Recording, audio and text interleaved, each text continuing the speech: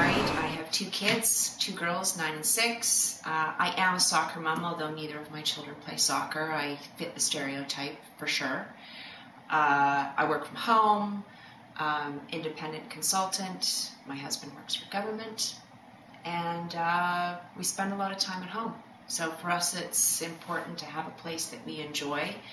And given that everybody's on a budget right now, I've found a way to do that as inexpensively as possible, and that's through Used Victoria. And that means downgrading, selling stuff that I don't want anymore when kids grow out of it, when we grow tired of something, and getting the opportunity to upgrade to new furniture or a new look in the house. Sometimes I will check in with the site every half an hour or so, and other times it's typically an evening browse. And I find too, for posting sites, typically after work is when most people will respond to your ads. That's when you start getting emails. So quite often you hear nothing through the day, but 5 o'clock it starts. But it's always the first place I look for buying anything, whether it's furniture, whether it's an appliance, kids' sporting goods. I bought my daughter skis this year. I kind of go in with an idea of how much I want to spend and how much it should be if I were to go and buy it used, so I know that I'm in the right ballpark. And then I just start browsing. Sometimes I'm searching for something in particular, but most often it's like the impulse purchase in a grocery store.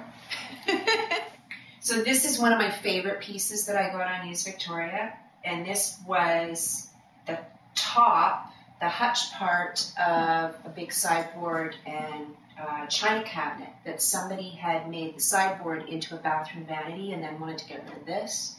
So I bought this part on Used Victoria, which coincidentally we show up at the house and my husband knew her from university, so they had a little chit chat and reuniting.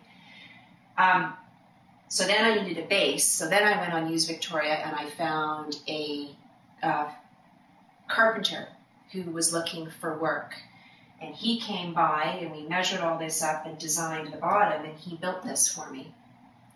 So kind of the whole thing came together through a couple of purchases on Used Victoria. I only post my email only because we have a really busy house and I don't like people calling late at night, and sometimes other people have different hours, so I only ever post my email. And then I answer the emails in order that they come in. And usually I'll respond to somebody and say, yes, I have the item available. Would you like to set up a time to look at it?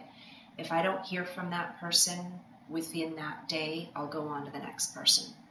Sometimes if I get a whole bunch of emails, I'll respond to the first person, give them an opportunity to come by or contact me, and email everybody else and say, I've got somebody coming to look at it. I'll let you know what happens.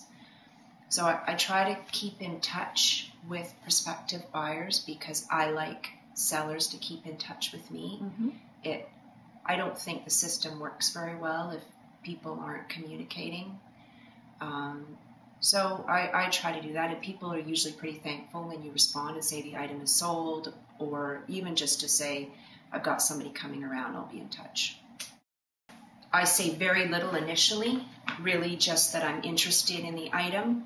If I want it, then I'll say something to the effect of I'd like to come by. I think I'm really interested in this. This would really work out for me.